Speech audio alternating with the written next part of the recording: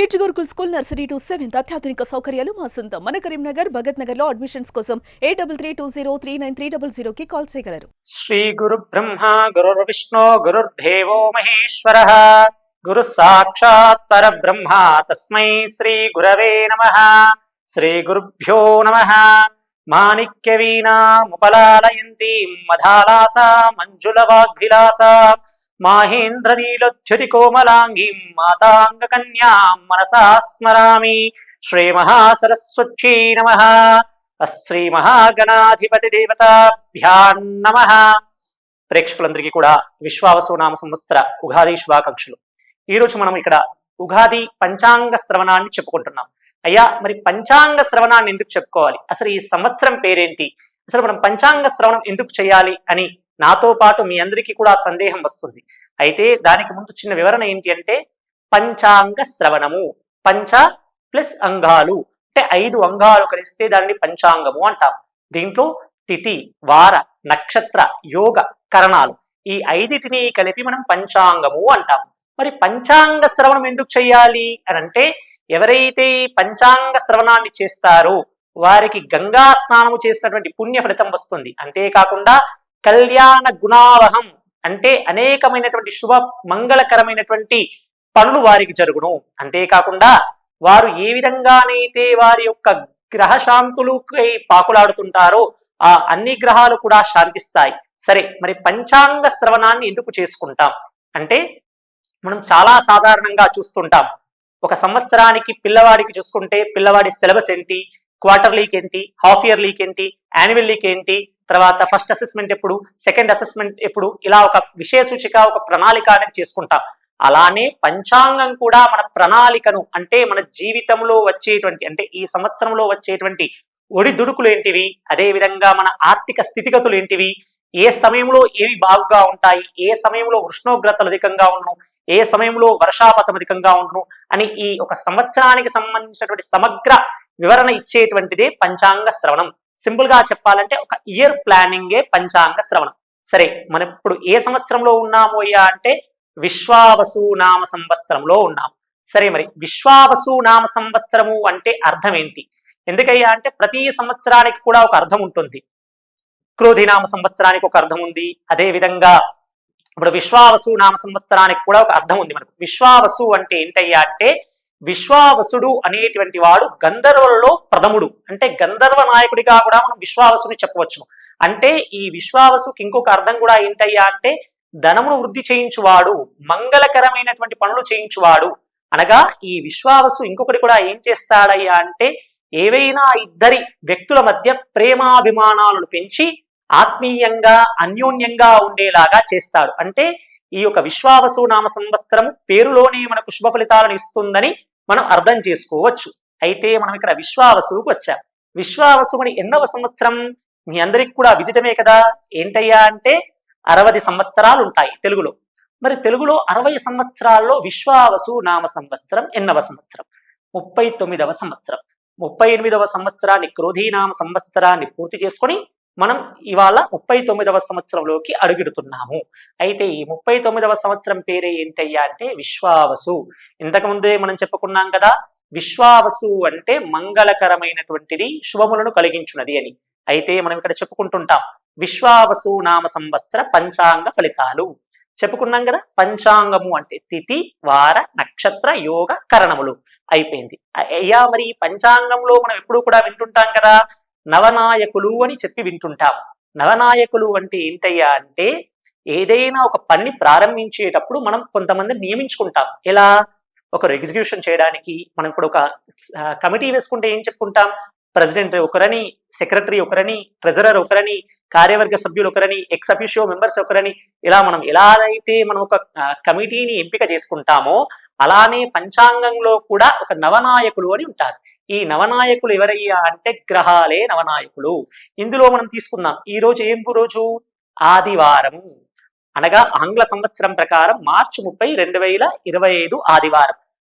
ఏ రోజైతే ఉగాది పర్వదినం ప్రారంభమవుతుందో ఆ వారానికి అంటే ఆ రోజుకు సంబంధించినటువంటి గ్రహము ఆ యొక్క సంవత్సరానికి అధిపతిగా వస్తుంది. ఈ సంవత్సరము మనకు ఉగాది ఏ రోజు ప్రారంభమైంది? ఆదివారం ప్రారంభమైంది. ఆదివారానికి అధిపతి ఎవడు? మనం ఏం చెప్పుకుంటాము? ఆరోగ్యం భాస్కరాదిచ్చేత్ అంటే ఆదివారానికి అధిపతి ఎవడు? భానుడు, సూర్యుడు. ఆ సూర్యుడే ఈ యొక్క సంవత్సరానికి కూడా అధిపతి. అంటే మనం ఏం చేస్తుంటాము? ఆ సూర్యుడే ఈ సంవత్సరానికి రాజు. అయ్యా మరి రాజు బాగానే ఉన్నాడు, మంత్రి ఎవరయ్యా అంటే ఈ సంవత్సరానికి మంత్రి చంద్రుడు. సేనాధిపతి, సేనాధిపతి అంటే కమాండర్ అనుకోవచ్చు మనం. ఈ సేనాధిపతి ఎవరు? ఈ సేనాధిపతి కూడా ఈ సంవత్సరం రవే. అదే విధంగా సస్యాధిపతి, సస్యాధిపతి గురుడు, ధాన్యాధిపతి కుజుడు, అర్ఘాధిపతి సూర్యుడు, మేఘాధిపతి కూడా రవే. అదేవిధంగా రసాధిపతి శని, నీరసాధిపతి బుధుడు. ఈ సంవత్సరం పశుపాలకుడు యముడే, అదేవిధంగా స్థాన సంరక్షకుడు కూడా యముడే. అయితే ఈ సంవత్సరము సూర్యుడు అధిపతి అగటం వలన ఏంటయ్యా అంటే వచ్చేటువంటి విషయాలు ఏంటయ్యా అంటే మనం ఈ యొక్క పంచాంగ శ్రవణాన్ని విపులంగా చూసుకుంటే ఏంటయ్యా అంటే ఈ సంవత్సరంలో రాజులకు పరస్పర విరోధము అధికముగా కలుగును. అంతేవిధంగా రాజులు మరియు ప్రజలు అందరూ కూడా స్వార్థ చిత్తులై ఉంటారు. అయితే ఈ సంవత్సరంలో సంభవించేటువంటి అనేక కారణముల రీత్యా రాజులకు ఏ ఆలోచన చేయాలి, ఏ నిర్ణయం తీసుకోవాలి అనేటువంటిది పాలుపోదు. అంటే సింపుల్ గా చెప్పాలంటే ప్రణాళిక ఉంటుంది కానీ డిసిషన్ మేకింగ్ చేయలేకపోతారు. ప్లాన్స్ అన్నీ ఉంటాయి కానీ డిసిషన్ మేకింగ్ చేయలేకపోతారు. అయితే ఈ సంవత్సరం ముఖ్యంగా ఏంటయ్యా అంటే రోడ్డు ప్రమాదములు కానీ అగ్ని ప్రమాదములు కానీ అధికముగా జరగవచ్చును. ఈ సంవత్సరం స్త్రీలు విశేషముగా రాణించురు అన్ని రంగాలలో. కానీ ముఖ్యంగా క్రీడా రంగంలో కానీ విద్యారంగంలో కానీ స్త్రీల యొక్క ప్రతిభా పాఠవాలను మనము లెక్క కట్టలేము. అంటే వారు ఆకాశానికి అందేంత ఎత్తుగా వారి యొక్క పురోగతిని సాధిస్తారు స్త్రీలు. అదేవిధంగా ఈ సంవత్సరంలో భారతదేశ కీర్తి ప్రతిష్టలు కూడా వైమానిక రంగంలో, రక్షణ రంగంలో కూడా ఇనుమడించును. అంతేకాకుండా ఐటీ రంగము మరియు ఇంకా ఇతరాత్ర సినిమా రంగం అంటే కళా రంగాలకు సంబంధించి కొంతవరకు లాభదాయకంగా ఉండకపోవచ్చును. అంతేకాకుండా ఈ సంవత్సరము సోలార్ వాడకము అంటే సూర్యరశ్మి ద్వారా వాడేటువంటి ఏదైతే ఇంధనాలు కానీ ఏదైతే యంత్రాలు ఉంటాయో వాటి యొక్క నైపుణ్యం బాగా పెరుగును. అంతేకాకుండా ఈ సంవత్సరంలో ఆషాఢ భాద్రపద మాసములలో విపరీతమైనటువంటి తుఫానులతో ప్రజలు ప్రభుత్వాలు కూడా అల్లకల్లోలం అవుతారు. అంటే అల్లకల్లోలం అంటే ఏంటి? ఏ సమయానికి ఏ నిర్ణయం తీసుకోవాలో పాలుపోనేటువంటి పరిస్థితి ఉంటుంది. అంతేకాకుండా ఈ సంవత్సరంలో అధిక భాగము కూడా గ్రహములు పాపాధిపత్యం ఒకట వలన వర్షాలు సమృద్ధిగా లేకున్నను, పంటలు బాగా పండినను, ముఖ్యంగా ధరలు అధికముగా పెరుగును. అయితే ఈ సంవత్సరం వచ్చేసి ముఖ్యంగా ఏంటయ్యా అంటే రాజు రవి కావున ఈ సంవత్సరం గోధుమలకు కానీ అదే విధంగా మిర్చి, కలప, ఎర్రని మిరియాలు, అదే విధంగా కెంపులు, రసాయన ఎరువులు వీటి ధరలు అధికముగా పెరుగును. అంతే విధంగా ఈ సంవత్సరం సస్యాధిపతి గురువు కావున ఈ సంవత్సరంలో పెసళ్ళు, శనిగలు, ఇతరాత్ర ధాన్యాలు ఎక్కువగా లాభించును. తర్వాత కుజుడు కూడా ధాన్యాధిపతి కావున ఎర్రని ధాన్యాలు, ముళ్ళుగల ధాన్యములు అధికముగా పండును. అంతేకాకుండా చెరుకు, బెల్లము, పంచదార, నెయ్యి, నూనె వంటి పదార్థములు కూడా అధికముగా పెరుగును. అయితే ఈ సంవత్సరం ముఖ్యంగా మనం ఇవన్నీ చూసిన తర్వాత మనం ముఖ్యంగా ఆలోచించవలసింది ఏంటయ్యా అంటే మౌఢ్యములు. మనం ఎప్పుడూ చెప్పుకుంటుంటాం మౌఢ్యమి అని మనం చెప్పుకుంటుంటాం. ఈ మౌఢ్యమి ఏంటయ్యా అంటే ఈ మౌఢ్యమిలో మనం శుభ కార్యక్రమాలు చేయడానికి వీలు కాదు. దీంట్లో ముఖ్యంగా మనకు రెండు మౌఢ్యములను ప్రధానంగా తీసుకోవచ్చు. అవి ఏంటయ్యా అంటే ఒకటి గురుమౌఢ్యమి, రెండు శుక్రమౌఢ్యమి. అయ్యా మరి ఈ సంవత్సరంలో గురుమౌఢ్యమి ఎప్పుడు వచ్చున్నది మనకు అనేటువంటి సందేహం మనకు వస్తుంది కదా. అయితే ఈ సంవత్సరంలో మనకు వచ్చేసి గురుమౌఢ్యమి వచ్చేసి ముఖ్యంగా జూన్ 10వ తారీఖు 2025వ సంవత్సరం అనగా జ్యేష్ఠ శుద్ధ చతుర్దశి మొదలు ఆషాఢ శుద్ధ చతుర్దశి అనగా జూలై 9వ తారీఖు 2025వ సంవత్సరం వరకు ఈసారి గురుమౌఢ్యమి ఉన్నది. ఈ సమయంలో అనగా జూన్ 10వ తారీఖు నుంచి జూలై 9వ తారీఖు వరకు ఎటువంటి శుభ కార్యక్రమాలు కూడా లేవు. మళ్ళీ తర్వాత ఏంటయ్యా శుక్రమౌఢ్యం ఎప్పుడున్నది అంటే మార్గశిర శుద్ధ సప్తమి అనగా తేదీ 27 నవంబర్ 2025వ సంవత్సరం మొదలు మాఘ బహుళ అమావాస్య అనగా తేదీ 17/2/2026 అంటే ఫిబ్రవరి 17, 2026 ఈ తేదీ వరకు కూడా మనకు శుక్రమౌఢ్యమి ఉన్నది. ఈ గురుమౌఢ్యమి మరియు శుక్రమౌఢ్యమి ఉన్నటువంటి రోజులలో శుభ కార్యక్రమాలు చేయడానికి పనికిరాదు. శుభ కార్యక్రమాలు అంటే వివాహము, గృహప్రవేశము లాంటివి మాత్రమే మనం పరిగణలోకి తీసుకోవాలి. ఇతరాత్ర రిజిస్ట్రేషన్లు కానీ లేదా వ్యాపార కార్యకలాపాలు కానీ ఆ తిథికి ఆ యొక్క సమయానికి సంబంధించి ముహూర్తాన్ని చూసి చేసుకోవచ్చును. ఎందుకంటే ఒక 3 నెలలు ఉందంటే ఆ 3 నెలలు కూడా మనం వ్యాపార కార్యకలాపాలు ఆపలేం కదా. అందుకోసమై సమయానుకూలంగా ఆ యొక్క మౌఢ్యమి నిర్ణయాన్ని చూసుకొని ఆ యొక్క కార్యక్రమాలు నిర్వహించుకోవచ్చు. అయితే ఈ సంవత్సరంలో మనకు వాస్తు కర్తరిలి కూడా వస్తున్నవి. ఎప్పుడు వస్తుంది? మే 4వ తారీఖు మొదలు మే 29వ తారీఖు 2025వ సంవత్సరం వరకు కూడా మనకు వాస్తు కర్తరిలు ఉన్నాయి. అయ్యా మరి ఈ వాస్తు కర్తరిలో మనం ఏం చేయాలి? ఇంతకుముందు మీరు అడిగారు కదా, గురుమౌఢ్యమి చేయొద్దన్నారు, శుక్రమౌఢ్యమి చేయొద్దన్నారు. మరి ఈ వాస్తుకర్తలలో ఏం చేయాలి అని అంటే, ఈ వాస్తుకర్తలలో ఏం చేయాలనే దానికన్నా కూడా ఏం చేయకూడదో తెలుసుకుందాం. ఏంటయ్యా అంటే, కలపకు అంటే కర్రకు సంబంధించినటువంటి పనులు కానీ, లేదా గృహ నిర్మాణానికి సంబంధించిన పనులు కానీ, భూమికి సంబంధించినటువంటి పనులు కానీ, లేదా అంటే వృక్షఛేదనము అంటే చెట్లను నరుకుట కానీ, విత్తనాలను చల్లుట కానీ ఈ సమయంలో చేయకూడదు ఈ వాస్తుకర్తలు. తర్వాత ఈ సంవత్సరంలో మనకు పుష్కరాలు కూడా వస్తున్నాయి. ఈ పుష్కరాలు ఏ నదికి వస్తున్నాయా ఈ సంవత్సరం అంటే సరస్వతీ నదికి పుష్కరాలు వస్తున్నాయి. ఎప్పుడు? 14వ తారీఖు గురువు మారిన తర్వాత 15వ తారీఖు నుంచి గురు సంచారం ఎప్పుడైతే మిథున రాశిలో వస్తుందో ఆ సంవత్సరం ఆ యొక్క తేదీ నుండి మనకు పుష్కరాలు ప్రారంభమవుతాయి. ఆ పుష్కరాలు సరస్వతీ నదికి వస్తాయి. మనం ముఖ్యంగా చూసుకుంటాం, అయ్యా మరి సరస్వతీ నది ఎక్కడ ఉంది, మాకు కనిపించదు కదా సరస్వతీ నది అని మీకు ఒక సందేహం రావచ్చు. అయితే మనకు సరస్వతీ నది బద్రీనాథ్కి దగ్గరలో మానా అనేటువంటి విలేజ్ లో పుడుతుంది. అక్కడ పుట్టినటువంటి ఆ యొక్క సరస్వతీ నది అంతర్వాహినిగా వచ్చి మనకు ప్రయాగ దగ్గర కనిపిస్తుంది. అంటే కనిపించడం అంటే అంతర్వాహినిగా ఉంటుంది. కాబట్టి ఎవరైతే సరస్వతీ పుష్కర స్నానం ఆచరించాలనుకున్నారో వారు చక్కగా ప్రయాగ వెళ్ళి పుష్కర స్నానాన్ని ఆచరించవచ్చును. అయ్యా మరి సరస్వతి అంతర్వాహిని కదా అంటే ఎప్పుడైనా కూడా సరస్వతి అంతర్వాహినిగానే ఉంటుంది, లక్ష్మీ లాగా బయటికి కనిపించదు. ఎందుకయ్యా అంటే ఎవరి లోపల ఎంత విద్య ఉందో దాన్నే సరస్వతి అని అంటాం. ఇంకోటి సరస్వతికి ఇంకొక పేరు కూడా ఉంటుంది. ఏంటి? భారతి అని పేరు. అందుకే మనందరినీ కూడా చక్కగా నేను ఒక పుస్తకంలో చదివాను, భారతీయులు అని అంటారు. ఎందుకు? మన లోపల విద్య, వివేకం, వినయము ఈ యొక్క సంపద అంతా కూడా ఉంది కాబట్టి మనం భారతీయులు అంటారు.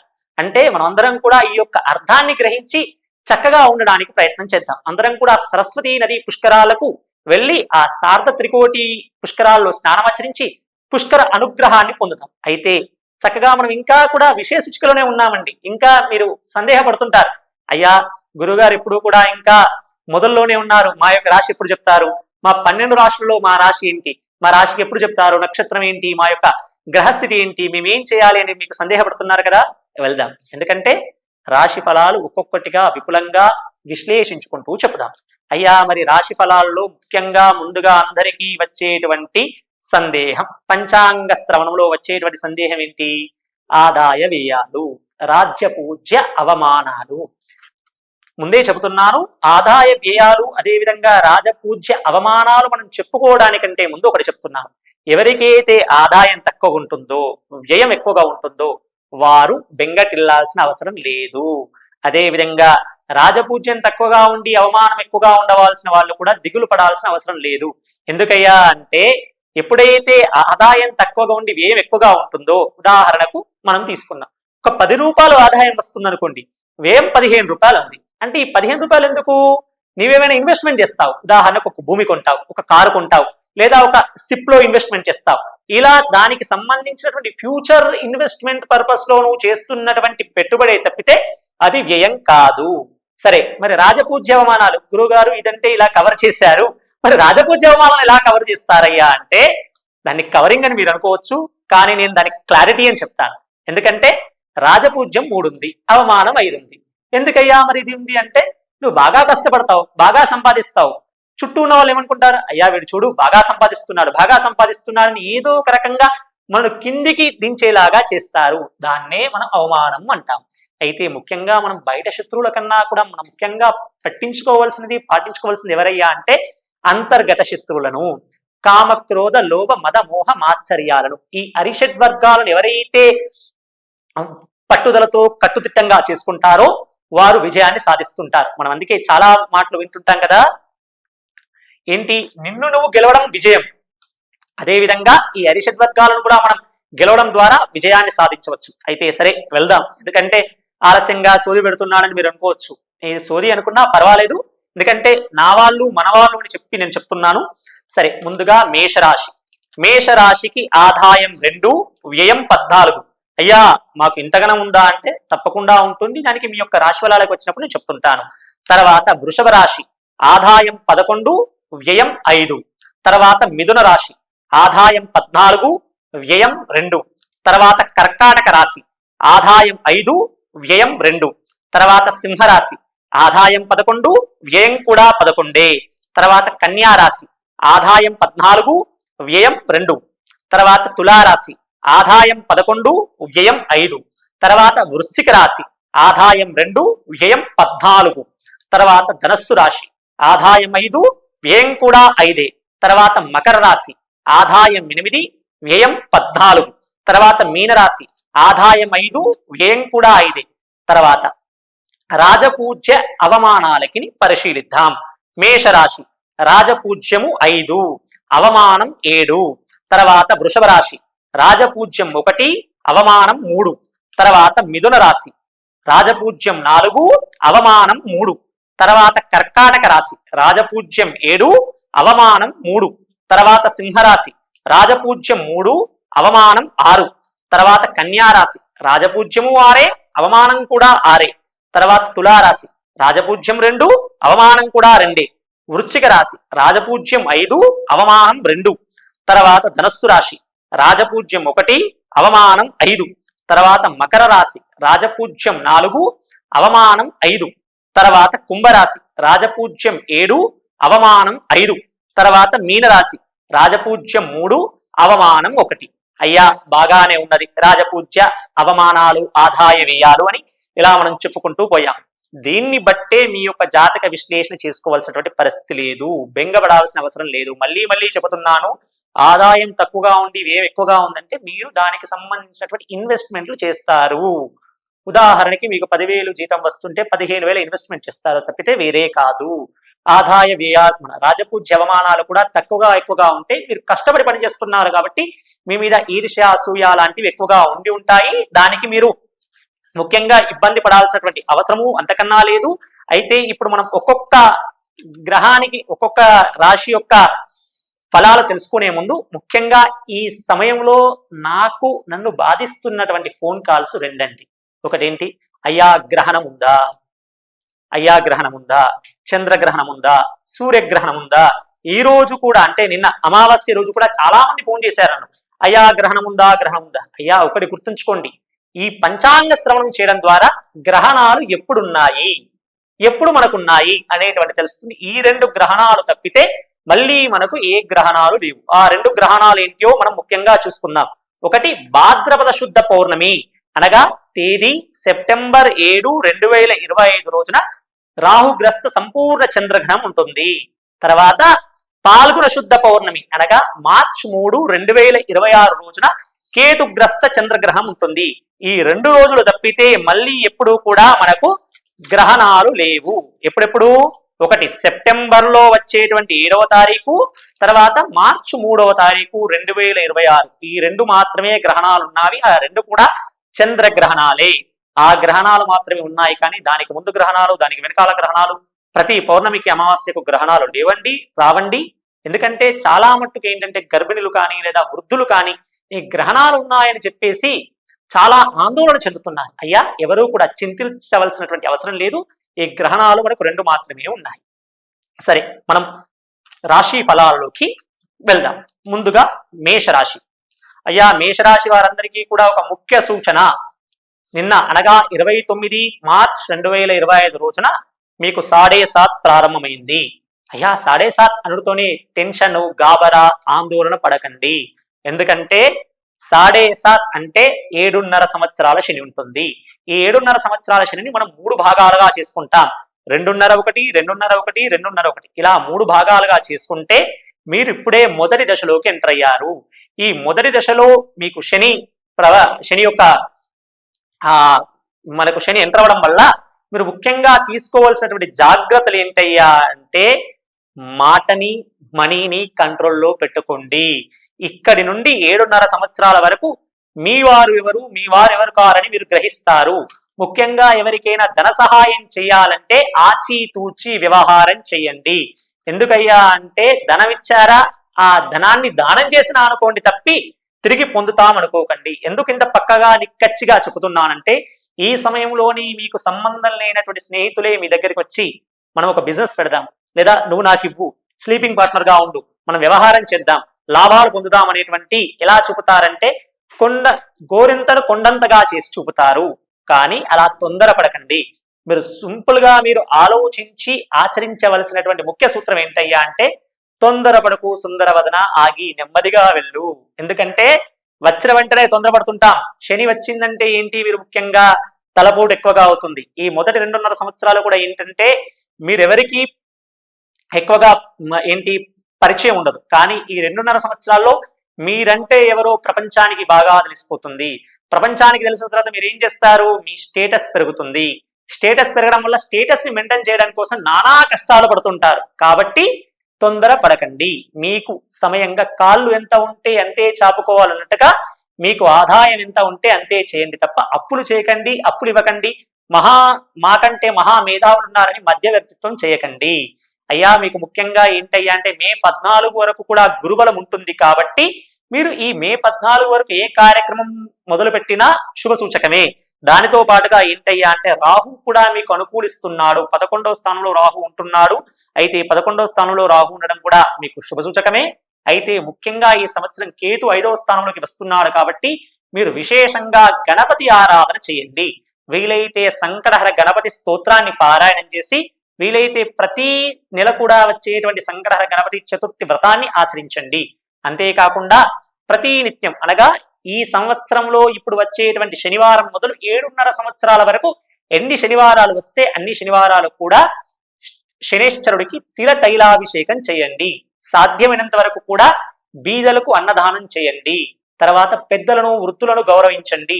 తర్వాత మీరు ఒకవేళ ఉన్నతమైనటువంటి స్థానంలో ఉంటే మీ కింద పనిచేసేటువంటి సబార్డినేట్స్ ని, అసిస్టెంట్స్ ని గౌరవించండి. ముఖ్యంగా ఈ సంవత్సరం మీరు చేయవలసినటువంటి ముఖ్యమైనటువంటి పని ఏంటంటే తొందరపడకండి, ఆగండి, ఆగి నెమ్మదిగా వెళ్ళండి. యాత్రలు బాగా చేయవలసి ఉంటుంది. ఆ చేయవలసి ఉన్నప్పుడు కూడా ధనాన్ని సమకూర్చుకొని యాత్రలు చేయండి. అయితే ఈ సంవత్సరంలో మీరు ముఖ్యంగా తీసుకోవాల్సినటువంటి చెప్పాం కదా ఏంటి, సంకటహర గణపతి స్తోత్రము పారాయణము, అదే విధంగా ప్రతి శనివారం కూడా శనీశ్వరుడికి తిల తైలాభిషేకాలు చేసుకోవడం ఉత్తమం. తర్వాత వృషభ రాశి. అయ్యా వృషభ రాశి, మరి మా పరిస్థితి ఏంటి? అయ్యా వృషభ రాశి వారికి ముఖ్యంగా ఏంటంటే మే 15వ తారీఖు నుంచి గురువు ద్వితీయ స్థానంలోకి వెళ్ళడం వల్ల గురుబలం వస్తుంది. అంతేకాకుండా ఈ సంవత్సరము శని కూడా 11వ స్థానంలోకి మారాడు. అనగా నిన్న 29వ తారీఖు శని 11వ స్థానంలోకి మారాడు. తర్వాత రాహు 10వ స్థానంలో, కేతు 4వ స్థానంలోకి ఈ సంవత్సరం మారబోతున్నారు. అయితే గురువు 2వ స్థానం, శని 11వ స్థానం వీరికి విశేషమైనటువంటి యోగాన్ని కలిసి ఇచ్చేటువంటి కాలం. ఎందుకయ్యా అంటే గురువు 2వ స్థానానికి వచ్చాడు కాబట్టి వీరి మాటకు పరపతి పెరుగుతుంది. అలా అని చెప్పేసి ఏంటయ్యా అంటే వీరు ఇష్టం వచ్చినట్టుగా నేనే రాజు నేనే మంత్రి అనేలాగా బిహేవ్ చేయకూడదు. ఆచితూచి what to do, what not to do, అంటే మంచి ఏది చెడు ఏది అని ఆలోచన చేసి ముందుకు వెళ్ళాలి. అంతేకాకుండా శని కూడా 11వ స్థానంలోకి వచ్చాడు కాబట్టి ఇంతవరకు అంటే గత 2.5 సంవత్సరాల నుండి కూడా వీరు పడుతున్నటువంటి కష్టానికి గుర్తింపు, ఐడెంటిటీ అనేది ఈ సంవత్సరం లభిస్తుంది. ముఖ్యంగా వృత్తి, వ్యవహార, ఉద్యోగ ప్రయత్నాల్లో ఎవరైతే 2.5 సంవత్సరాలు కష్టపడి ఉన్నారో వారికి తగిన సముచిత స్థానం లభిస్తుంది. వారికి ముఖ్యంగా ఏదైతేనే మనం అంటారు హైక్స్ కావచ్చు, ప్రోగ్రెస్ కావచ్చు, లేదా ఇంకా ఏదైనా ఉన్నత స్థానం అనేది ఉద్యోగంలో లభిస్తుంది. అంతేకాకుండా రాహు మరియు కేతు వీరికిద్దరికి కూడా 10వ స్థానం మరియు 4వ స్థానంలో ఉన్నారు కాబట్టి కుటుంబ వ్యవహారాలలో కొంచెం జాగ్రత్తగా వ్యవహరించాలి. ఇంతకుముందు చెప్పాను కదా, నేనే మేధావిని, నాకే అన్ని తెలుసని మాట్లాడకూడదు. అలా మాటలు కుటుంబానికి కూడా హాని కలిగిస్తాయి. అయితే రాహు 10వ స్థానంలో ఉన్నాడు కాబట్టి ఇంతకుముందే చెప్పాను ఏంటి, శని 11వ స్థానానికి రావడం వల్ల వృత్తి, ఉద్యోగ వ్యవహారాలు అనుకూలంగా ఉంటాయని ఏ విధంగా అనేది చెప్పానో, రాహు కూడా 10వ స్థానంలో ఉండడం వల్ల అంటే అలా గుర్తింపు లభించడం వల్ల మీరు ఏంటయ్యా అంటే స్వార్థం, అహంకారం మీలో పెరగడం వల్ల మాట అనేది అదుపు తప్పుతారు. అలా మాట అదుపు తప్పకుండా కంట్రోల్లో చేసుకోవడం అనేది ఉత్తమం. ముఖ్యంగా ఈ సంవత్సరము చెవి, ముక్కు, గొంతు అంటే ENT, ear, nose, tongue, throat వీటికి సంబంధించినటువంటి హెల్త్ ఇష్యూస్ లో మీరు జాగరూకులై వ్యవహారం చేయండి. ముఖ్యంగా ఈ సంవత్సరం మీరు దుర్గా గణపతి ఆరాధన అనగా దుర్గా స్తోత్రనామాలు లేదా అంటే గణపతి సహస్రనామాలు పారాయణం చేయడం ఉత్తమం. లేదా ప్రతి మంగళవారం రాహుకాలంలో దుర్గాదేవికి దీపారాధన చేయడం కూడా ఉత్తమం. మరి తదుపరి రాశి ఏంటి? మిథున రాశి. మిథున రాశి వారికి మనం ఏంటయ్యా అంటే గురువు జన్మస్థానంలోకి వస్తున్నాడు, అదే విధంగా శని 10వ స్థానంలోకి వస్తున్నాడు, అంతేకాకుండా రాహు 9వ స్థానంలోకి, కేతు 3వ స్థానంలోకి వస్తున్నాడు. మరి ఇలా వచ్చినప్పుడు మనకి ఏంటయ్యా అంటే జన్మస్థానంలో ఉండేటువంటి గురువు వల్ల ఆధ్యాత్మికత అనేది ఎక్కువగా అలవడుతుంది, అంతేకాకుండా ధార్మిక శుభ కార్యక్రమాలు చేయడానికి సంసిద్ధులై ఉంటారు. అంతేకాకుండా ఏంటయ్యా అంటే ఈ యొక్క జన్మస్థానంలో గురువు రావడం వల్ల మీ దగ్గరికి అందరూ వచ్చి మిమ్మల్ని ఒక గైడ్ లాగా గురువు లాగా భావించేటువంటి పరిస్థితులు కూడా ఉంటాయి. కానీ శని 10వ స్థానంలోకి రావడం వల్ల వృత్తి ఉద్యోగ వ్యవహారంలో కొంచెం జాగరూకులై వ్యవహారం చేయండి. ముఖ్యంగా ప్రభుత్వోద్యోగులు ఎవరైతే ఉంటారో ఈ మిథున రాశి వారు ఏదైనా అవినీతి అక్రమాలకు పాల్పడితే, అసలు అలా పాల్పడడమే మంచిది కాదు, ఒకవేళ ఏమైనా పాల్పడితే కొంచెం జాగరూకులై వ్యవహారం చేయండి. ఎందుకంటే ట్రాపింగ్ అయ్యేటువంటి అవకాశం ఉంటుంది. ముఖ్యంగా అవినీతి అక్రమాలకు తావు ఇవ్వకండి. శని 10వ స్థానంలోకి వచ్చాడు కాబట్టి ధర్మము న్యాయంగా ముందుకు నడవండి. అయితే రాహు 9వ స్థానంలో ఉన్నాడు కదా, ఈ రాహు 9వ స్థానంలో ఉండడం వల్ల ఏంటంటే పిత్రార్జితము అంటే నాన్నగారి తరపున ఇలా ఏదైతే వారసత్వ సంపద రావాలో అది మీకు సముచితంగా ఈ సంవత్సరం లభిస్తుంది.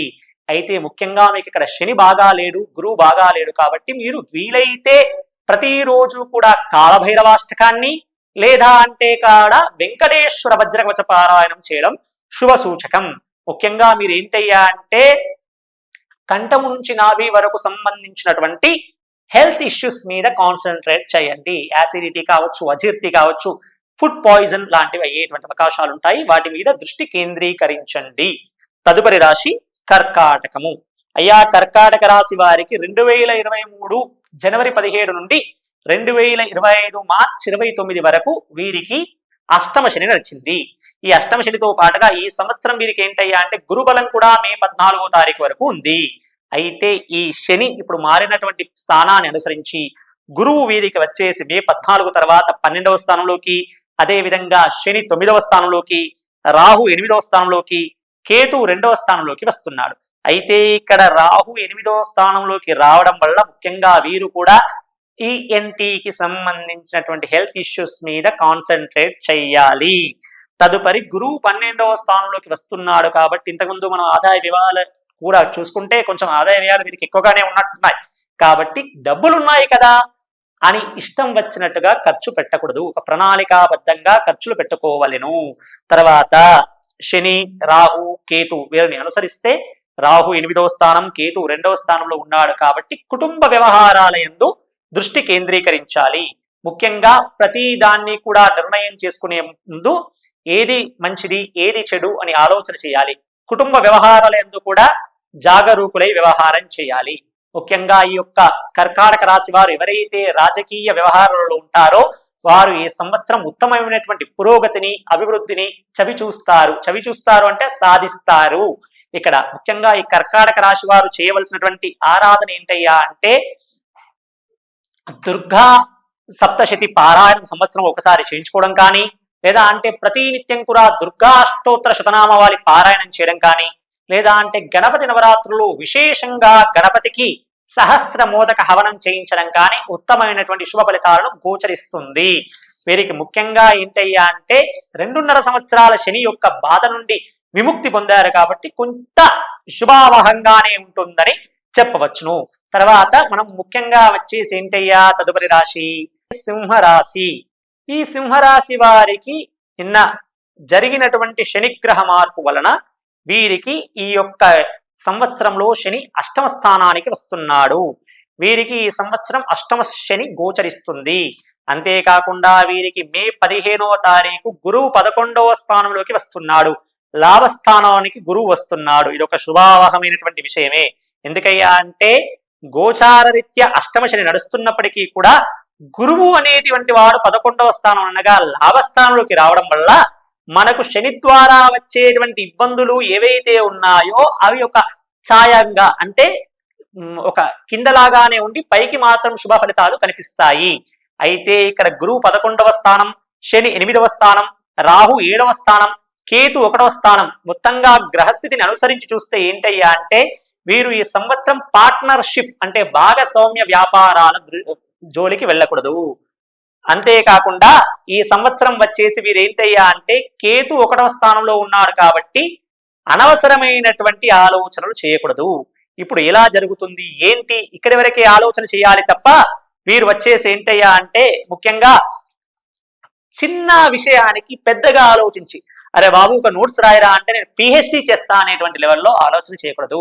ఎందుకంటే ఎంతవరకు ఉంటుందో అంతవరకే ఆలోచన చేయడం ఉత్తమం. అయితే ఈ సింహరాశి వారికి సంవత్సరం గురువు లాభస్థానంలోకి రావడం చాలా విశేషమైనటువంటి ఫలితాలను ఇస్తుంది. ముఖ్యంగా గృహానికి సంబంధించి స్థిర చరాస్తులను కొనుగోలు చేస్తారు. అంతేకాకుండా వృత్తి ఉద్యోగ వ్యవహారాలు కూడా అనుకూలిస్తాయి. తర్వాత వివాహం కానటువంటి చాలా మందికి కూడా వివాహం అవుతుంది. అయితే ప్రేమ వివాహాలు ఈ సంవత్సరం ఎక్కువగా గోచరిస్తుంది. అయితే ప్రేమ వివాహాలు కానీ లేదా వివాహాలు కానీ జరిగేటప్పుడు ఒకసారి జాతక పరిశీలన చేసుకోవడం సింహరాశి వారికి చెప్పదగినటువంటి సూచన. ఈ సంవత్సరం కేతు 1వ స్థానంలోకి వస్తున్నాడు కాబట్టి ముఖ్యంగా ఈ యొక్క తలకు సంబంధించినటువంటి ఆలోచనకు సంబంధించినటువంటి ఆరోగ్యాన్ని మీద దృష్టి కేంద్రీకరించండి. వీరు సింహరాశి వారు చేయవలసినటువంటి పరిహారం ఏంటయ్యా అంటే ప్రతి శనివారం కూడా శనికి తైలాభిషేకము, అదే విధంగా ప్రతి నిత్యం కూడా ఆదిత్య హృదయ పారాయణం చేయడం చెప్పదగినటువంటి సూచన. అయితే ఈ సింహరాశి వారికి మనం చెప్పేటువంటి యొక్క ముఖ్య స్లోగన్ ట్యాగ్లైన్ ఏంటయ్యా అంటే ముందు మేషరాశి చెప్పాం, మళ్ళీ సింహరాశి చెప్తున్నా. ఏంటయ్యా అంటే విజయం వస్తే పొంగిపోవద్దు, ఓటమి వస్తే కుంగిపోవద్దు. ఎందుకంటే గురువు ఈ సంవత్సరం అనుకూలిస్తాడు, వచ్చే సంవత్సరం అనుకూలించాడు. కాబట్టి కొద్దిగా ఆచితూచి ఏదైనా మన మంచికే అన్న చందంగా ముందుకు నడవడం ఉత్తమం. ముఖ్యంగా వీరు ఆరోగ్యరీత్యా చెప్పాను కదా, తలకు సంబంధించినటువంటి ఆరోగ్యాన్ని మీద దృష్టి కేంద్రీకరించండి. అదే విధంగా వీరు అష్టమాన శని సంచరిస్తున్నాడు కాబట్టి ఫుడ్ పాయిజన్, స్పైసెస్ అంటే నూనె వాడకం వల్ల వచ్చేటువంటి నూనె పదార్థాలు తినడం వల్ల వచ్చేటువంటి ఇబ్బందులు కావచ్చు, లేదా మసాలాలు కారాలు ఇలా తినేటువంటి ద్వారా వచ్చేటువంటి ఇబ్బందులు కావచ్చు. ముఖ్యంగా జుట్టు ఊడిపోవడం, తలనొప్పులు ఇదే విధంగా ఎక్కువగా జరుగుతుంటాయి. వాహనాలు నడిపేటప్పుడు కూడా కొంచెం జాగరూకులై వ్యవహారం చేయండి. ముఖ్యంగా ప్రభుత్వం వారు విధించినటువంటి ఏదైతే నియమాలు ఉన్నాయో వాటిని తూచా తప్పకుండా పాటించండి. అంటే శిరస్త్రానం ధరించడం కానీ లేదా మద్యపానం సేవించి వాహనం నడపకూడడం లాంటివి కానీ చేయవద్దు. మద్యపానం సేవించి వాహనాన్ని ఎట్టి పరిస్థితిలో కూడా నడపకండి. అది ప్రభుత్వానికి మరియు మీ వ్యక్తిగత జాతకానికి సంబంధించి కూడా చాలా తప్పు. తర్వాత ముఖ్యంగా మనం నెక్స్ట్ చూసుకోవాల్సినటువంటి రాశి ఏంటయ్యా అంటే కన్యా రాశి. అయ్యా కన్యా రాశి వాళ్లకు నిజంగా శుభాకాంక్షలు చెప్పాలి. ఎందుకయ్యా అంటే ఈ సంవత్సరం అంటే గడిచిన సంవత్సరం వాళ్ళు 6 సంవత్సరాల తర్వాత చాలా ఉన్నతిని పురోగతిని వాళ్ళు అనుభవించారు. ఇప్పుడు ఈ సంవత్సరం చూసుకుంటే వారికి గురువు 10వ స్థానంలోకి వస్తున్నాడు. అదే విధంగా శని 7వ స్థానంలోకి వస్తున్నాడు, రాహు 6వ స్థానంలోకి వస్తున్నాడు, కేతు 12వ స్థానంలోకి వస్తున్నాడు. అయితే వీరి యొక్క గ్రహస్థితిని అనుసరించి ఏంటయ్యా అంటే గురువు 10వ స్థానంలోకి వస్తున్నాడు కాబట్టి వృత్తి విద్యా ఉద్యోగ వ్యవహారాలన్నీ కూడా వీరిదే పై చెయ్యి ఉంటుంది. ఎందుకు పై చెయ్యి? 10వ స్థానం వృత్తి స్థానం కాబట్టి వీరు పక్క వాళ్ళకి సలహాలు ఇవ్వడం లాంటివి జరుగుతుంది. ముఖ్యంగా ఎవరైతే సాఫ్ట్వేర్ ఐటీ రంగాలలో ఉన్నారో వీరికి టీమ్ లీడర్లు కానీ ట్రైనర్లుగా కానీ ప్రమోషన్ వచ్చేటువంటి అవకాశం ఎక్కువగా ఉంటుంది. తర్వాత శని 7వ స్థానానికి రావడం మూలాన వీరికి ముఖ్యంగా ఏంటయ్యా అంటే వ్యాపారం మీద కన్నా కూడా ఉద్యోగం మీద ఎక్కువగా దృష్టి కేంద్రీకరించబడుతుంది. అనగా మేము వ్యాపారం పెట్టడం కంటే కూడా ఇప్పుడు ఉన్నంత వరకు కూడా ఉద్యోగం చేసుకుందాం, సంపాదిద్దాం, తర్వాత వ్యాపారాన్ని ఆలోచన చేద్దాం అనేటువంటి దృక్పథం ఎక్కువగా అలవడుతుంది. తర్వాత రాహు 6వ స్థాన సంచారం, తర్వాత కేతు 12వ స్థాన సంచారం కూడా శుభ ఫలితాలను ఇస్తుంది. ముఖ్యంగా కేతు 12వ స్థాన సంచారం ఏంటయ్యా అంటే అనవసరమైనటువంటి విషయాల మీదకి దృష్టిని ఎక్కువగా కేంద్రీకరించేలాగా చేస్తుంది. తర్వాత రాహు 6వ స్థాన సంచారం ఏంటయ్యా అంటే చాలా వరకు కూడా శత్రు బాధలను, రుణ బాధలను, రోగ బాధలను హరించి వేస్తుంది. ఈ కన్యా రాశి వారు ముఖ్యంగా తీసుకోవలసినటువంటి జాగ్రత్త ఏంటయ్యా అంటే కేతు అనగా గణపతికి సంబంధించినటువంటి పరిహారం చేసుకోవడం. అనగా ముఖ్యంగా గణపతి యొక్క నామాలని పఠించడం కానీ లేదా సంకటహర చతుర్థి వ్రతాన్ని చేయడం కానీ లేదా దత్త చరిత్ర పారాయణం చేయడం కానీ లేదా మీ సంప్రదాయాన్ని అనుసరించి గురువులు ఎవరైతే ఉంటారో గురువుల యొక్క సేవ చేయడం కానీ వీరికి శుభమైనటువంటి ఫలితాలను ఇస్తుంది. ముఖ్యంగా వీరు ఏంటయ్యా అంటే ఆరోగ్యానికి సంబంధించినటువంటి వరకు ముఖ్యంగా కాళ్ళ నొప్పులు కీళ్ళ నొప్పులు మీద దృష్టి కేంద్రీకరించాలి. శని సప్తమ స్థాన సంచారం వల్ల ఉద్యోగములో ఎవరితో పడితే వాళ్లతో మీ యొక్క సీక్రెట్స్ ని వారికి చెప్పకండి. ఎవరిని ఎక్కడ ఉంచాలో అక్కడే ఉంచండి. హద్దు దాటి మీరు మీరకండి, వారిని మీరకండి. అతి చనువు ప్రమాదకరము. గుర్తుంచుకోవలసినటువంటి అంశం ఇది. తర్వాత తులారాశి. తులారాశి అంటే ఈ తులారాశిలో చాలా మంది ఏంటారు అంటే అయ్యా ఉన్నటువంటి కష్టాలు మొత్తం మాకే ఉన్నాయి, అసలు కష్టాలంటేనే తులారాశి, తులారాశి అంటేనే కష్టం అనుకుంటారు. కానీ కాదండి. ఈ సంవత్సరము తులారాశి వారికి గురువు 9వ స్థానానికి వస్తున్నాడు. అంటే భాగ్యస్థానంలోకి వచ్చేటువంటి గురువు వల్ల చాలా విశేషమైనటువంటి ఫలితాలు పొందుతారు. అంతేకాకుండా శని కూడా 6వ స్థానం, తర్వాత రాహు 5వ స్థానం, కేతు 11వ స్థానం. ఇలా గ్రహస్థితిని అనుసరించి చూస్తే గురువు 9వ స్థానానికి రావడం వల్ల ఎప్పటి నుండో కూడా పెండింగ్ లో ఉన్నటువంటి పనులన్నీ కూడా చకచకా జరిగిపోతాయి. అంతేకాకుండా కూడా చాలా రోజుల నుంచి రావాల్సి బకాయిలుగా ఉన్నటువంటి ధనం కూడా చేతికి అందుతుంది. అంతేకాకుండా శని 6వ స్థానంలో ఉండడం వల్ల ఇప్పటి వరకు కూడా లేజీనెస్ గా సోమరితనంగా ఆగిపోయినటువంటి పనులను తిరిగి ప్రారంభం చేస్తారు. అయితే రాహు 5వ స్థానంలో ఉండడం వల్ల కొంచెం సంతానానికి సంబంధించినటువంటి అంశం పైన దృష్టి కేంద్రీకరించండి.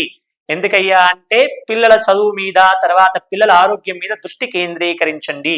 తర్వాత కేతు 11వ స్థానంలో ఉండడం వల్ల కూడా మీకు లాభమే అని చెప్పవచ్చును. అయితే మీరు ముఖ్యంగా ఆరోగ్యానికి సంబంధించి తీసుకోవాల్సినటువంటి ఈ యొక్క రెమెడీ ఏంటయ్యా అంటే ఆరోగ్యంలో మీకు ముఖ్యంగా వచ్చేసి ఏంటయ్యా అంటే ఇక్కడ గొంతు, చెవి, ముక్కు అంటే ఈఎన్టీకి సంబంధించినటువంటి అంశముల మీద, అదే విధంగా స్కిన్ ఎలర్జీస్ కూడా వచ్చేటువంటి వాటి మీద కూడా దృష్టి కేంద్రీకరించింది. ఎందుకంటే ఈ సంవత్సరంలో మీరు ముఖ్యంగా ప్రయాణాలు అధికంగా చేస్తారు. ఆ వాటర్ ఎఫెక్ట్ వల్ల కావచ్చు, లేదా అంటే అక్కడ ఫుడ్ వల్ల కావచ్చు, కొంచెం స్కిన్ ఎలర్జీస్ వచ్చేటువంటి అవకాశం ఉంటుంది. కాబట్టి వాటి మీద జాగరూకులై వ్యవహారం చేయండి. ముఖ్యంగా మీరు తీసుకోవాల్సినటువంటి పరిహారం ఏంటయ్యా అంటే దుర్గా సప్తశతి పారాయణం చేయించడం కానీ, లేదా ప్రతి మంగళవారం కూడా ఆవుకు క్యారెట్లు తినిపించడం కానీ, లేదా అంటే ప్రతి నెలలో వచ్చేటువంటి ఆశ్లేష నక్షత్రం రోజున కానీ, లేదా అంటే కృత్తికా నక్షత్రం రోజున కానీ సుబ్రహ్మణ్యేశ్వర స్వామి వారికి అభిషేకం చేయించడం ఉత్తమం. తర్వాత వృశ్చిక రాశి.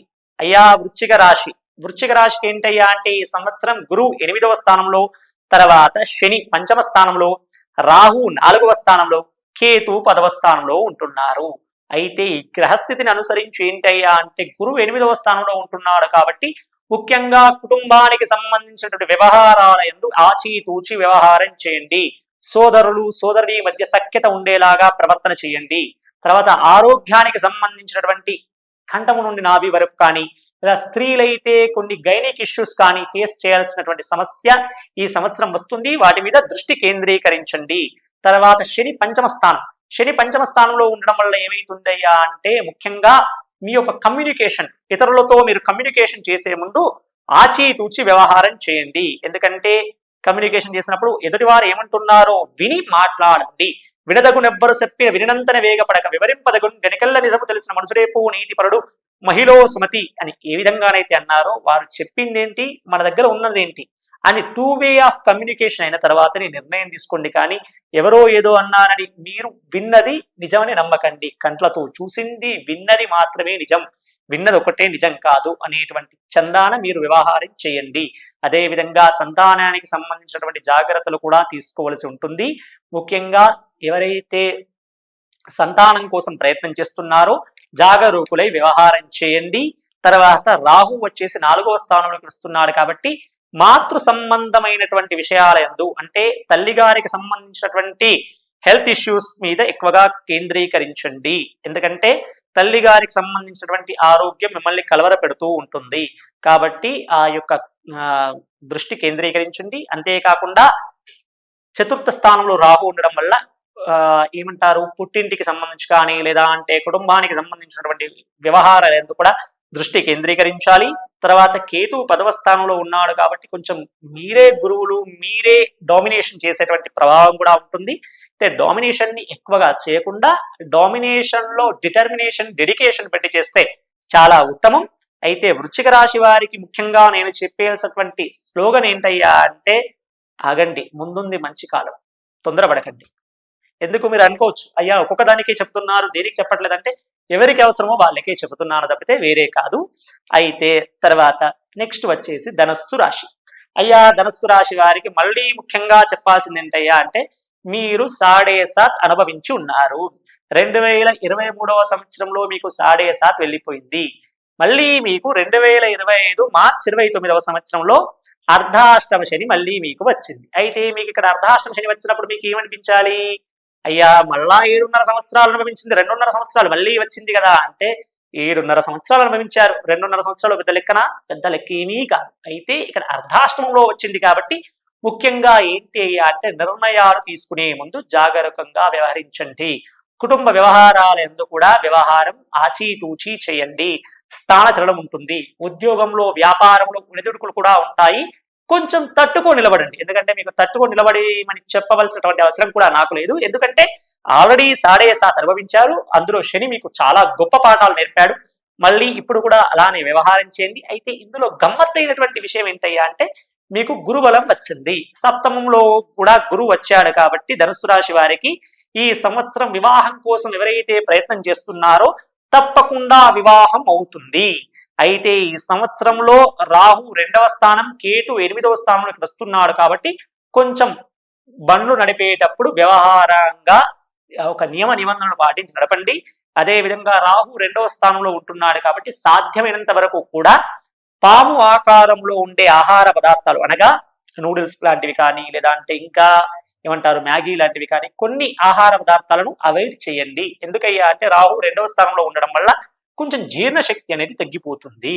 అయితే ముఖ్యంగా మీరు ఈ సంవత్సరం చేయవలసినటువంటి పరిహారం ఏంటయ్యా అంటే, ప్రతి శనివారం కూడా శనికి తైలాభిషేకాలు చేస్తూ ప్రతి నిత్యం కూడా సుబ్రహ్మణ్యేశ్వర స్వామి వారి త్రిశతి నామాలు చదువుకోవడం ఉత్తమం. అయితే ధనుస్సు రాశి వారికి ఇక్కడ అర్ధాష్టమి శని నడవడం వల్ల కొంచెం నిర్ణయాలు జాగరూకంగా చేయండి. ముఖ్యంగా ఆరోగ్యం యందు జీర్ణశక్తి మీద దృష్టి కేంద్రీకరించండి. సాధ్యమైనంత వరకు వ్యాయామం చేయడానికి మీరు ముందుకు కదలండి. ఎందుకంటే వ్యాయామం చేయడం ద్వారా చాలా మట్టుకు స్ట్రెస్ అనేది తగ్గుతుంది. కాబట్టి ధనుస్సు రాశి వాళ్ళందరికీ కూడా ఆ విధంగా చెప్తాం. తర్వాత రాశి మకర రాశి. అయ్యా మకర రాశి వారికి ముందుగా శుభాకాంక్షలు. ఎందుకు, 2017 అక్టోబర్లో ప్రారంభమైనటువంటి 7.5 2025 మార్చి 29తో ముగిసింది. ఈ 8 సంవత్సరాలు కూడా మీరు అనుభవించినటువంటి కష్టము అంతా ఇంత కాదు. వృత్తిపరంగా, వ్యవహారపరంగా, ఆర్థికంగా, భౌతికంగా అసలు ఎటు చూసినా కష్టమే. అయితే మీరు అనుకోవచ్చు, అయ్యా మీరు కష్టం అంటున్నారు, మేము పాఠాలు నేర్చుకున్నామని మీరు అనుకుంటారు. వాస్తవం, పాఠాలు నేర్చుకున్నారు. ఎందుకంటే ఇంతకుముందు మేషరాశి వారికి చెప్పాను, ఏంటి మీ వారెవరు కారో తెలుస్తారు. ఈ 8 సంవత్సరాల కాలం మకర రాశి వారు మనవారెవరు, పరాయి వారెవరు అనేటువంటి విషయాన్ని చాలా సంగ్రహంగా గ్రహించారు.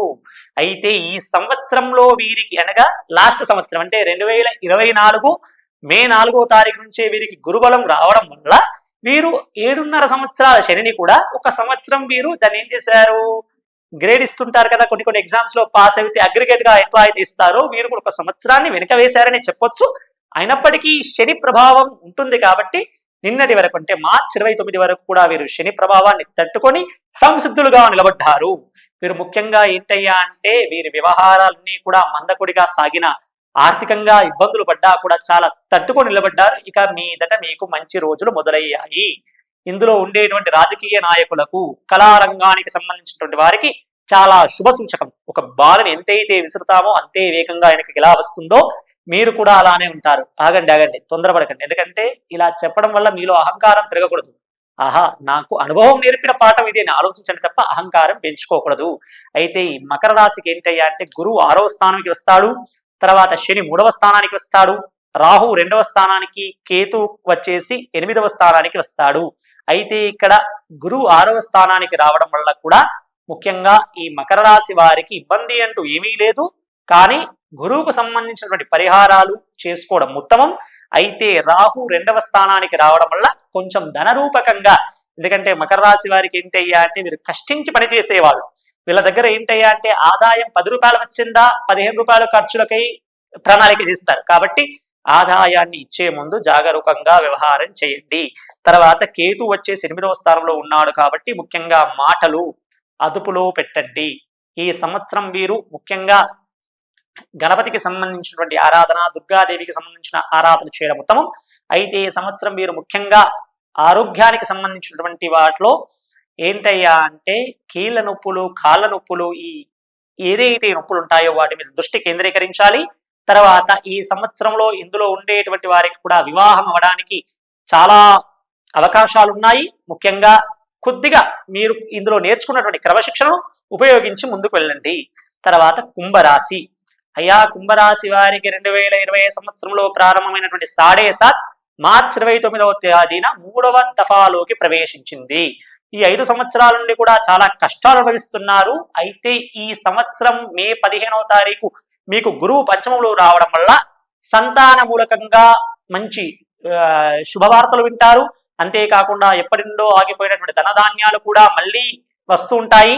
అంతేకాకుండా ఇక్కడ శని 2వ స్థానంలోకి వచ్చాడు కాబట్టి కొంచెం కుటుంబానికి సంబంధించినటువంటి మాటలు మాట్లాడే ముందు సోదరులతో, తర్వాత సోదరిమణులతో మాట్లాడే ముందు జాగరూకంగా వ్యవహారం చేయండి. రాహు జన్మస్థానంలోకి వస్తున్నాడు. ముఖ్యంగా హెల్త్ ఇష్యూస్ మీద కాన్సన్ట్రేట్ చేయండి. కూలింగ్ పదార్థాలను తక్కువగా తీసుకోండి. తర్వాత కేతు కూడా మీకు వచ్చేసి 7వ స్థానంలోకి వస్తున్నాడు కాబట్టి తొందరపడి పెట్టుబడులు పెట్టకండి. ఎందుకంటే ఎదుటివాడు ఎవరు, వాడు ఎలా చేస్తున్నాడు, ఎంత దగ్గరి వాడైనా కూడా మీ నీడను మీరు నమ్మకండి, అంతగా వ్యవహారం చేయండి. అయితే మీరు ఇందులో ముఖ్యంగా చేయవలసినటువంటి ఆరోగ్యానికి సంబంధించినటువంటి నియమాలు ఏంటయ్యా అంటే ముఖ్యంగా మీకు ఇక్కడ రాహు జన్మస్థానంలోకి వస్తున్నాడు కాబట్టి చెవి, ముక్కు, గొంతు, అదే విధంగా చర్మానికి సంబంధించినటువంటి ఆరోగ్యం మీద దృష్టి కేంద్రీకరించండి. అదే విధంగా ఇక్కడ మీరు ఏంటయ్యా అంటే శనికి సంబంధించినటువంటి దశరథ కృత శనేశ్వర స్తోత్రాన్ని పారాయణించండి. వీలైతే ప్రతి మంగళవారం కూడా హనుమాన్ దేవాలయాన్ని సందర్శించి హనుమంతుల వారికి చందనం సింధూరంతో పూజ చేయించండి. శుభ ఫలితాలను పొందుతారు. ఇక్కడ కుంభరాశికి కూడా మళ్ళీ చెప్పవలసినటువంటి ఒక స్లోగన్ ఉంది. ఎందుకయ్యా అంటే మీరు కూడా 7.7లో ఉన్నారు కదా, స్లోగన్ ఏంటని అనుకుంటున్నారా? ఏమీ లేదండి, తిన్నామా, ఉన్నామా, పడుకున్నామా, అంతే. జరుగుతుంది, జరగనివ్వండి, అధికంగా తొందరపడకండి, అంతే. అలా అని ప్రయత్నం చేయకుండా ఉండకండి, ప్రయత్నం చేస్తూ జరుగుతున్నటువంటి కాలానికి ఫ్లో విత్ ద మూమెంట్, అంతే. ఎక్కువగా ఇబ్బంది పడకండి. నెక్స్ట్ వచ్చేసి మీనరాశి. రాశులలో చివరిది ద్వాదశ రాశి మీనరాశి. ఈ రాశి వారికి 2023వ సంవత్సరంలో 7.7 ప్రారంభమైంది. ఈ సంవత్సరం 2025 మార్చి 29 తర్వాత వీరికి శని 2వ దఫలోకి అనగా 2వ దశలోకి ప్రవేశం చేశాడు. ఇందులో వీరికి గురువు 4వ స్థానంలో, శనివి 1వ స్థానంలో, రాహు 12వ స్థానంలో, కేతు 6వ స్థానంలో ఉండడం వల్ల ముఖ్యంగా వీరేంటయ్యా అంటే గురువు 4వ స్థానంలో ఉండడం వల్ల గృహానికి సంబంధించినటువంటి ముఖ్యమైనటువంటి పనులు చేపడతారు. స్థిర చరాస్తులను అధికంగా కొంటారు. అయితే ఈ భూ వ్యవహారాలు చేసే ముందు చక్కగా ఆ డాక్యుమెంట్స్ అన్ని కూడా పరిశీలించిన పిదపనే నిర్ణయం తీసుకోండి. లోన్ వ్యవహారాలు వెళ్లే ముందు కూడా లీగలైజ్డ్ గా సంప్రదించిన తర్వాతనే ముందుకు వెళ్ళండి. అయితే శని జన్మస్థానంలో ఉన్నాడు కాబట్టి ఇప్పుడు మీకు ఎక్కువగా స్ట్రెస్ ఉంటుంది. ఎందుకంటే పని గంటలు ఎక్కువగా పెరుగుతాయి. 10 మందికి సమాధానం చెప్పాల్సిన మీరు 100 మందికి సమాధానం చెప్పాల్సినటువంటి పరిస్థితి వస్తుంది. కొంచెం చూసుకోండి. తర్వాత రాహు 12వ స్థానంలో ఉన్నాడు. కొంచెం అన్యోన్యపరమైన అంటే దాంపతుల మధ్య అన్యోన్యమైనటువంటి సమస్యలు వస్తాయి. ముఖ్యంగా మీనరాశి జాతకులు ఎవరైతే ఉన్నారో వారు అనైతిక వ్యవహారాలకు పాల్పడకండి. ఎందుకంటే తప్పుడు చేష్టలు చేయకండి. అలా చేయడం వల్ల దంపతుల మధ్య చాలా సమస్యలు వచ్చేటువంటి అవకాశం ఉంటాయి, చూసుకోండి. తర్వాత కేతు 6వ స్థానంలోకి వస్తున్నాడు కాబట్టి కొంచెం రోగ బాధలు, రుణ బాధలు కూడా కొద్దిగా తగ్గేటువంటి అవకాశం ఉంది. మొత్తం మీదగా మీరు తీసుకోవాల్సినటువంటి పరిహారం ఏంటయ్యా అంటే గురువుకు సంబంధించి విశేషంగా దత్తాత్రేయ ఆరాధన, అదే విధంగా ఇక్కడ రాహు 12వ స్థానంలో ఉన్నాడు కాబట్టి సర్పారాధన కానీ లేదా దుర్గాదేవి ఆరాధన కానీ చేయడం అనేది చెప్పదగినటువంటి సూచన. అయితే ఈ అన్ని రాశులను కూడా పరిశీలించి చూస్తే ముఖ్యంగా ఈ సంవత్సరం ఏంటయ్యా అంటే ధనస్సు రాశికి, అదే విధంగా సింహరాశి వారికి అష్టమ శని, ధనస్సు రాశి వారికి అర్ధాష్టమ శని, ఎట్లాగూ కుంభరాశి వారికి 7.7 నడుస్తుంది, మీనరాశి వారికి కూడా 7.7 నడుస్తుంది. తర్వాత మేషరాశి వారికి కూడా కొత్తగా 7.7 ప్రారంభమైంది. అయితే ఈ రాశుల వాళ్ళు కొద్దిగా తొందరపడక జాగరూకులై వ్యవహారం చేయండి. అయితే చాలా మందికి ప్రశ్న ఉంటుంది, అయ్యా 7.7 అబ్బా మాకు మొదలైందా 7.7 మేము ఏం చేయాలి? ఎందుకు అమ్మా అయ్యా శని అందరికీ కూడా ముఖ్యంగా ప్రతి ఒక్కరి జాతకంలో కూడా శని మనకు ప్రవేశిస్తుంది. మనిషి యొక్క జీవితంలో శని అనేటువంటి ఏలాంటి శని 3 దఫాలుగా వస్తుంది. ఈ 3 దఫాలుగా వచ్చినప్పుడు మనం శనిని ఎదుర్కోవడం అంటే ఏంటయ్యా, మన యొక్క టాలెంట్ అంటే మన శక్తి యుక్తులు అన్నీ కూడా మనకు తెలియజేసేవాడు శని, ధర్మ ప్రభువు శని. మనం చాలా చక్కగా క్రమశిక్షణగా ఉన్నంత కాలం శని ఏమీ చేయడు, అలా అని క్రమశిక్షణ తప్పేలాగా చేసేవాడు కూడా శనిశ్వరుడే. కాబట్టి అలా క్రమశిక్షణ తప్పకుండా ఒక సమయసారిని అనుసరించి ప్రణాళికాబద్ధంగా నడుచుకోవడం మీ కుంభరాశికి, సింహరాశికి, ధనుస్సు రాశికి, మీనరాశికి, మేషరాశికి చెప్పదగినటువంటి సూచన. ముఖ్యంగా అనైతిక కార్యకలాపాలకు పాల్పడకండి. ఈ బెట్టింగ్ వ్యవహారాలు లాంటి వాటి జోలికి కూడా ఈ విద్యార్థులు, యువత వెళ్ళకూడదు అనేటువంటిది ఈ యొక్క శుభ సందర్భంగా సందేశం చేస్తూ, అందరూ కూడా 12 రాశుల వారంతా కూడా సుఖ సంతోషాలతో సౌభాగ్యంగా ఉండాలని ఆశిస్తూ, ఆకాంక్షిస్తూ, అదేవిధంగా యావత్ భారతావాణి కూడా సస్యశ్యామలమై ప్రజలంతా కూడా సుఖ సంతోషాలతో సౌభాగ్యాలతో వెళ్లి విరియాలని ఆశీర్వదిస్తూ ఆ యొక్క సీతారామచంద్ర స్వామి వారిని మనస్ఫూర్తిగా ధ్యానిస్తూ సెలవు తీసుకుంటున్నారు. సర్వే జనా సుఖినో భవంతు, లోకా సమస్త సుఖినో భవంతు.